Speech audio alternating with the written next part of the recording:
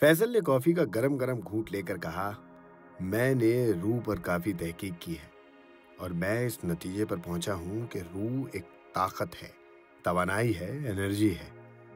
जिस तरह हम तवानाई को मादे में तब्दील कर देते हैं, ठीक उसी तरह हम अगर चाहें तो मादे को तवानाई में बदल सकते हैं। अरशद ने कहा, मैं तुम्हारा मतलब समझा नहीं, जरा खोल कर बयान करो। फैसल ने कहा, सुनो अरशद, ऑक्सीजन एक तवानाई है, वो हमें नजर नहीं आती। हम उसे पानी और फिर बर्फ में तब्दील कर सकते हैं, जो कि मादा है। ऑक्सीजन रूह है और बर्फ उसका मादा यानी जिस्म। इसी तरह हम अगर चाहें तो बर्फ को दोबारा ऑक्सीजन में तब्दील कर सकते हैं। हम ऐसा कर सकते हैं ना अरशद? अरशद ने कहा, जरूर कर सकते हैं, मगर इंसानी लाश में हम रूह कहां से दाखिल करेंगे फैसल? मुझे कुछ समझ नहीं आ रहा। फैसल ने कहा, मेरा नजरिया यह है कि अगर हम ऑपरेशन करके एक लाश बनाएं और उस लाश को बनाने में कामयाब हो गए तो उसे तख्ते पर जंजीरों में जकड़ कर हम किले की सबसे ऊपर वाली छत पर खुले आसमान तले रख देंगे और इंतजार करेंगे कि बादल जमा हो और बिजली चमके। हम लाश के साथ तांबे का तार लपेट देंगे। फिर जब 1 करोड़ वाट की बिजली चमक कर उस पर गिरेगी तो तांबे की तार की मदद से वो लाश के सारे जिस्म में सेकंड के हजारों हिस्से में घूम जाएगी। बस यही वो तवानाई या रूह होगी जो लाश को एकदम जिंदा कर देगी और वो उठकर चलना फिरना शुरू कर देगी। अरशद खामोशी से बुत बना फैसल की खौफनाक बातें सुन रहा था। उसे उसकी बातों पर यकीन नहीं आ रहा था, लेकिन चूंकि वो खुद डॉक्टर था इसलिए थोड़ा बहुत एतबार उसे आ चुका था। नजरियाती तौर पर उसकी बातें दुरुस्त थी। क्या अमली तौर पर भी ऐसा हो सकता है, इसका यकीन उसे नहीं था। मुझे यकीन नहीं आ रहा फैसल कि ऐसा हो सकेगा। मेरा मतलब है, कभी ऐसा हुआ नहीं है ना यार कि लाश पर बिजली गिरे और वो फिर से जिंदा हो जाए। मैं कुछ समझ नहीं पा रहा हूं। फैसल ने उसके कंधे पर हाथ रखा और उसे दिलासा दिया और फिर उसे समझाया, यहीं तुम गलती करते हो। बिजली लाश पर गिरेगी नहीं, क्योंकि अगर बिजली लाश पर गिरेगी तो उसे जलाकर राख कर देगी। बिजली तांबे की तार में से होकर लाश के सारे बदन, उसके खून के एक एक जर्रे में से गुजर जाएगी और लाश को एक ऐसी ताकत मिलेगी कि वो उठकर बैठ जाएगी। अरशद ने पूछा, क्या तुम्हें यकीन है? फैसल ने जवाब दिया, बिल्कुल उसी तरह यकीन है जिस तरह मुझे ये यकीन है कि तुम मेरे सामने बैठे मुझसे बातें कर रहे हो। अरशद ने डरते हुए कहा, एक बात बताओ फैसल, क्या ये गुनाह नहीं होगा? मेरा मतलब है, खुदा इस बात से नाराज नहीं होगा कि हमने एक लाश को जिंदा कर दिया है जिसकी जिंदगी खत्म हो चुकी थी? फैसल ने जवाब दिया, अरशद, हम महज एक तजुर्बा करने वाले हैं और मुझे यकीन है कि अगर हम ये तजुर्बा करने में कामयाब हो गए तो इससे इंसानियत को बेहद फायदा होगा। इंसान को मौत पर काबू हासिल हो जाएगा और फिर कोई शख्स कभी नहीं मरेगा। मेरा ख्याल है खुदा इससे जरूर खुश होगा। अरशद ने कहा, यार स्कीम तो तुम्हारी बहुत ही खतरनाक है। फैसल ने जवाब दिया, देखो अरशद, इसमें इंसानियत की भलाई छुपी हुई है। हमें इंसान की भलाई के लिए ये काम जरूर करना चाहिए। अब तुम मुझे बताओ, क्या तुम मेरा साथ देने के लिए तैयार हो? अरशद ने जवाब दिया, अगर तुम मुझे यकीन दिला दो कि खुदा हमसे नाराज नहीं होगा तो मैं तुम्हारा साथ देने के लिए तैयार हूं। फैसल ने कहा, प्यारे दोस्त, मैं तुम्हें अपने दिल पर हाथ रखकर यकीन दिलाता हूं कि हम इंसानियत की भलाई के लिए जो काम भी करेंगे खुदा उस पर हमसे नाराज नहीं होगा बल्कि खुश होगा। अरशद ने कहा, एक बार फिर से सोच लो। फिर फैसल ने जवाब दिया, میں 1 برس سے سوچ رہا ہوں ارشد، تم مجھے اپنے فیصلے سے آگاہ کرو۔ مجھے تمہاری مدد کی ضرورت ہے۔ تمہاری مدد کے بغیر میں اس عظیم مقصد میں کامیاب نہیں ہو سکتا۔ ارشد نے ایک لمبی سانس بھری اور جواب دیا، ہاں فیصل، پھر تو میں تمہارے ساتھ ہوں۔ فیصل نے کہا، مجھے تم سے یہی امید تھی ارشد۔ فیصل نے اٹھ کر بڑے پرجوش انداز میں ارشد کو گلے سے لگا لیا۔ اب ان دونوں نے اپنی اسکیم پر عمل کرنے کا پروگرام بنانا شروع کیا۔ بجلی چمکی اور بادل زور سے گرجا۔ فیصل نے کہا، اگر ہم نے لاش تیار کر لی ہوتی تو آج کا موسم بے حد فائدہ مند موسم تھا۔ آج بجلی بڑے جوش و خروش کے ساتھ چمک رہی ہے۔ یہ بجلی لاش کو زندہ کر سکتی تھی۔ ارشد نے پوچھا، لیکن فیصل، ہم لاشیں لائیں گے کہاں سے؟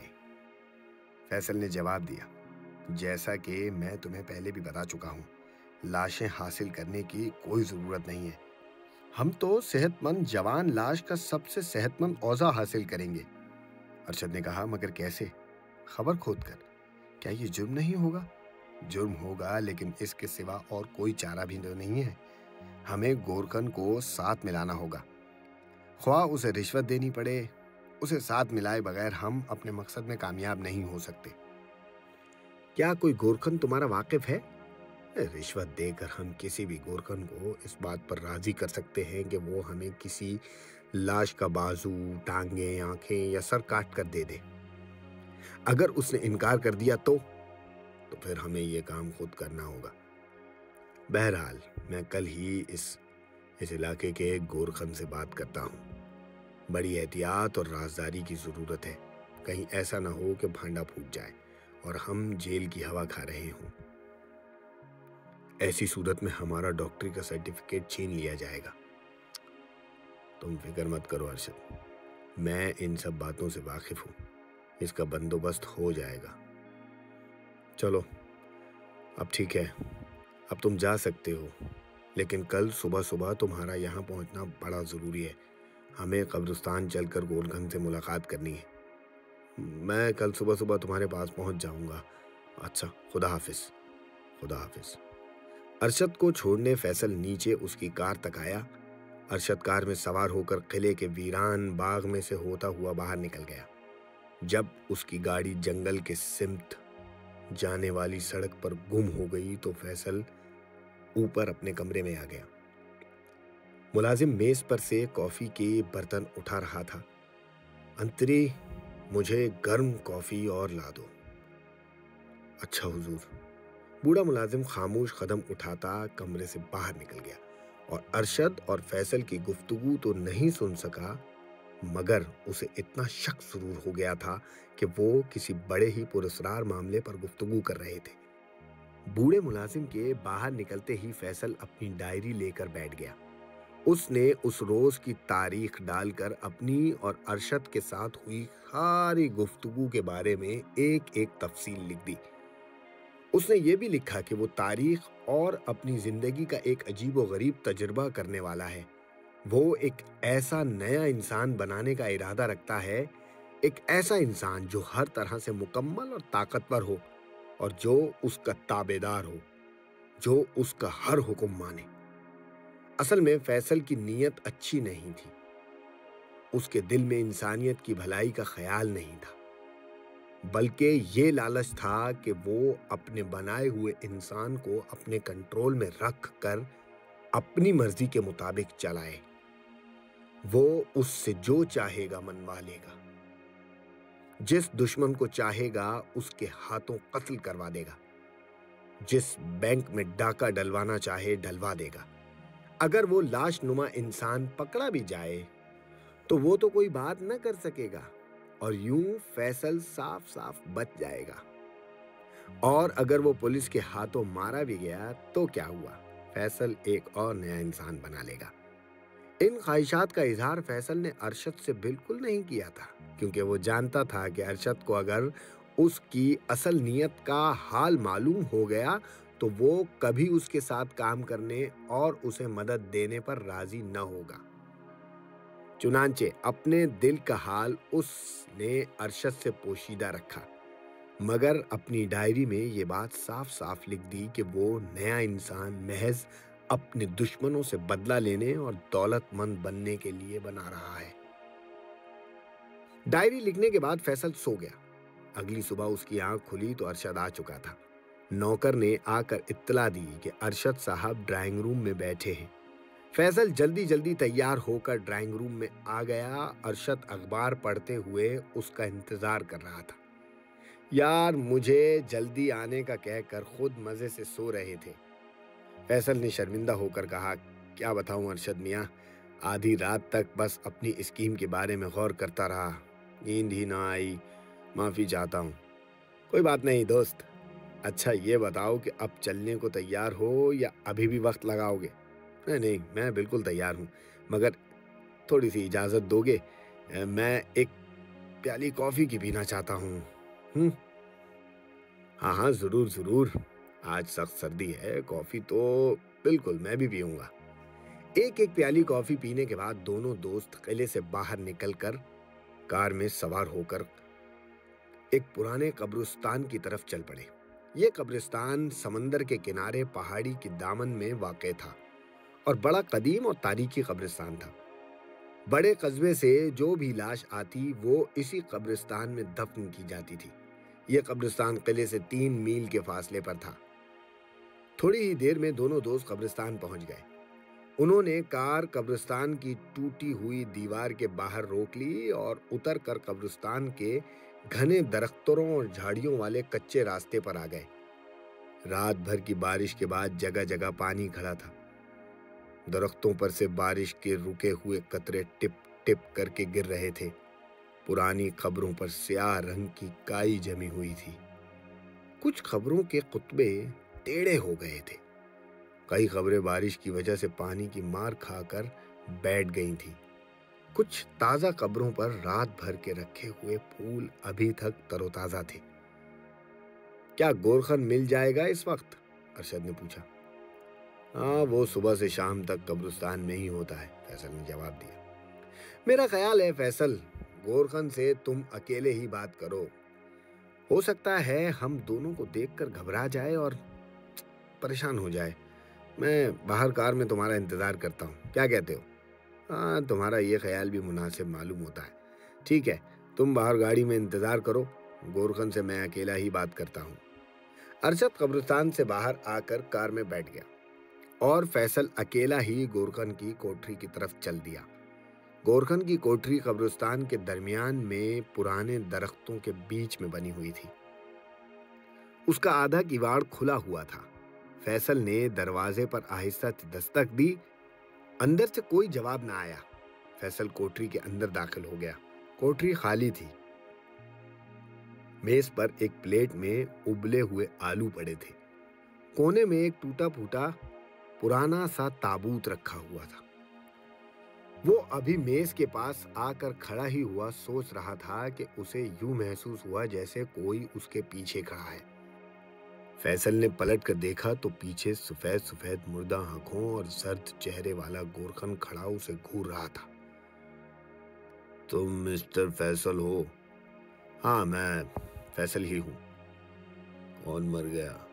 नहीं, मरा कोई नहीं है। फिर क्या लेने आए हो? तुमसे एक जरूरी बात करना आया हूँ। यहाँ बैठ जाऊं? गोरखन टूटी हुई कुर्सी पर बैठ गया। फैसल ने जेब से बटवा निकालकर मेज पर रख दिया। उसने बटवा खोला। वो 100 के नोटों से भरा हुआ था।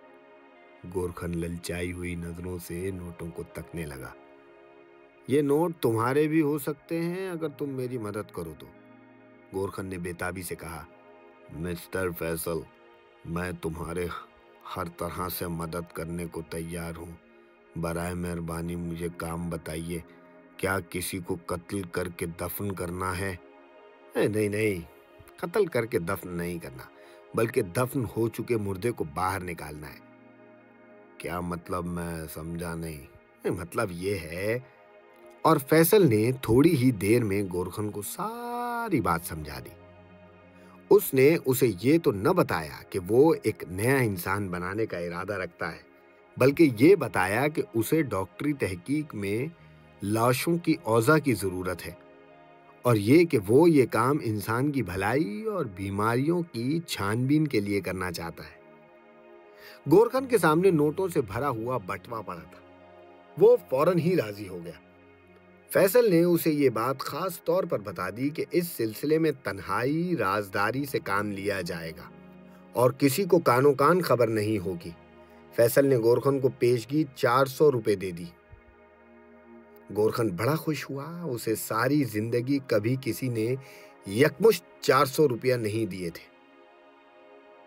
اس کی تو بانشیں کھل گئیں اور اس نے بڑے ادب سے جھک کر کہا، میرے آقا، آپ کو جس قسم کی لاش کا بازو، ٹانگ اور سر درکار ہوگا میں آپ کی خدمت میں حاضر کر دیا کروں گا، اور کیا مجال جو کسی کو خبر تک ہو۔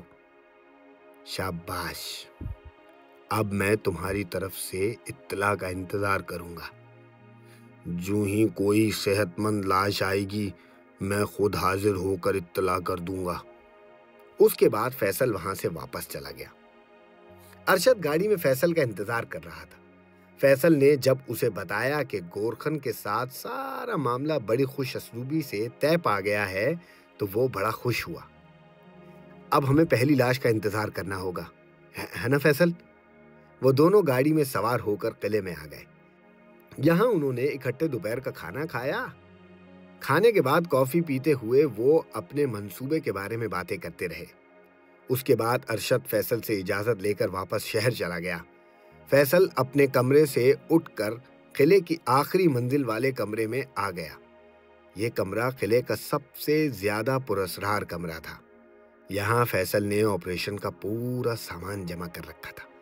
بڑے بڑے شیشے کے مرتبان، تیزاب اور اسپرٹ سے بھرے ہوئے جار، ایک طرف بڑا سا اسٹریچر پڑا تھا، دل کی حرکت نوٹ کرنے والی مشین بھی تھی، اور پھیپڑوں میں مصنوعی ہوا پھینکنے والی مشین بھی موجود تھی۔ کمرے کے وسط میں فرش سے 4 فٹ اونچا ایک لوہے کا اسٹریچر پڑا تھا، جس کے پہلو میں لوہے کی زنجیر اور پٹے بندھے ہوئے تھے۔ اس آہنی اسٹریچر پر نیچے بے شمار اسپرنگ لگے ہوئے تھے، اور بٹن دبانے پر یہ اسٹریچر آہستہ آہستہ اوپر اٹھتا اور چھت کے ساتھ جا لگتا تھا۔ اوپر سے چھت کھل جاتی تھی اور اسٹریچر آسمان سے باتیں کرنے لگتا تھا۔ فیصل نے بہت پیسے خرچ کر کے اپنے منصوبے کو مکمل کرنے کے لیے یہ سارا انتظام کیا تھا۔ اس کے سر پر صرف ایک ہی دھن سوار تھی کہ کسی نہ کسی طرح وہ ایک زندہ انسان بنائے اور پھر اس کو اپنی مرضی سے چلائے۔ جو کچھ بھی فیصل اسے کہے وہ زندہ انسان اسے پورا کر دے۔ لیبارٹری میں آ کر فیصل دیر تک مختلف مشینوں پر آلات کو دیکھتا رہا۔ اچانک دروازے میں آہٹ ہوئی۔ رات کے اس تیسرے پہر میں قلعے کی سب سے اوپری منزل پہ اس وقت کون ہے جس کی آہٹ نے فیصل کو چونکا دیا؟ یہ جاننے کے لیے آپ اگلی ویڈیو کا انتظار تو ضرور کریں گے۔ میں زیادہ دیر انتظار نہیں کراؤں گا۔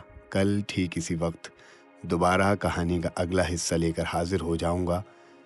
اس سے پہلے آپ میرے لیے بس اتنا کیجئے کہ میرے چینل کو سبسکرائب کیجئے، بیل آئیکن دبا دیجئے تاکہ میری ہر آنے والی ویڈیو کا آپ کو پتہ چل جائے۔